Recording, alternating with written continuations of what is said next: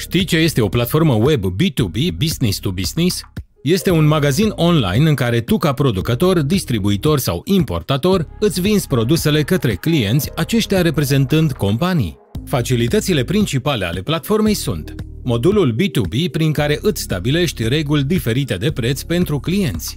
După autentificarea clienților tăi în platformă, aceștia văd prețurile preferențiale stabilite de tine și pot achiziționa produsele la oferta respectivă.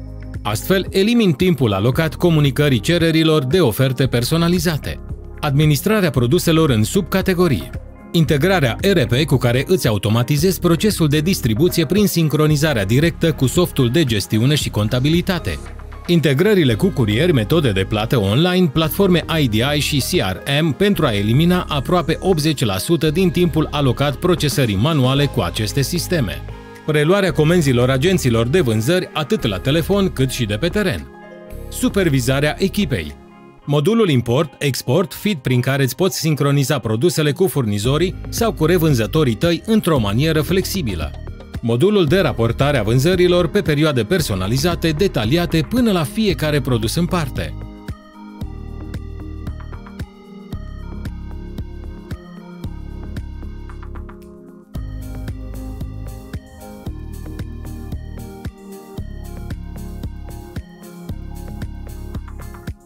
Pe lângă modulul de integrare între canale de vânzare, marketplace-uri și platforme de magazine online, ERP și curieri, FAMShop poate servi ca o platformă de magazin online cu funcționalități avansate pentru comerțul B2B. Ești pregătit pentru următorul pas în dezvoltare cu FAMShop?